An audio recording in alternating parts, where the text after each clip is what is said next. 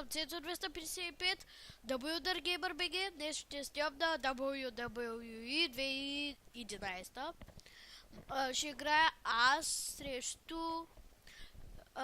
не знам. Вие после ми кажете, ако искате да играя с пак, ми кажете с кой да играя. Днес искам аз да бъда... не Рей Мистерио, а Джон Сина срещу този Долф Зиглър, ако го открия. Знаем, че тук няма всички кичисти.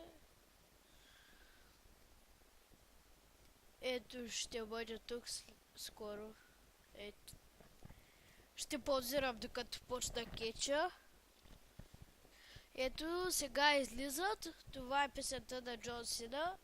Дано ви хареса. Сега започва.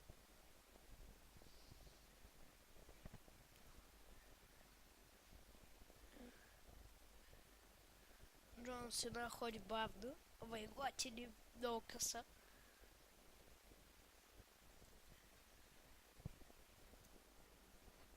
Сега песента на Долф Зиглър.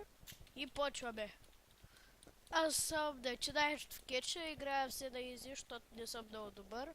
Гледайте, че ми раздава редници. Само няколко пъти съм взимал айтами. Те RKO. Майтап си правя, просто искам го кют.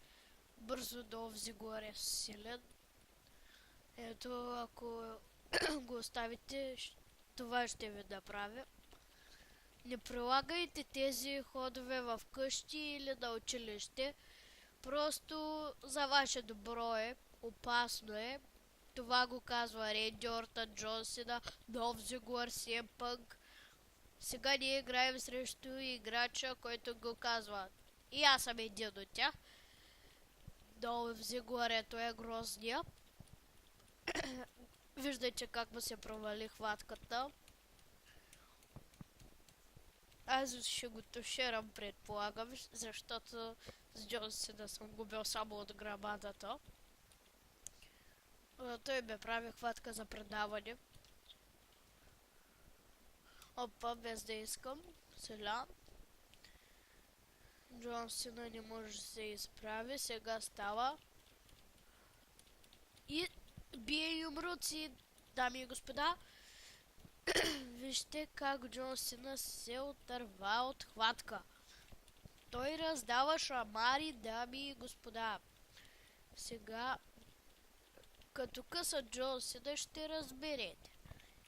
Но аз, ако сте гледали титлата 2014 и сте гледали мача Ренди Ортън срещу Джон Сина,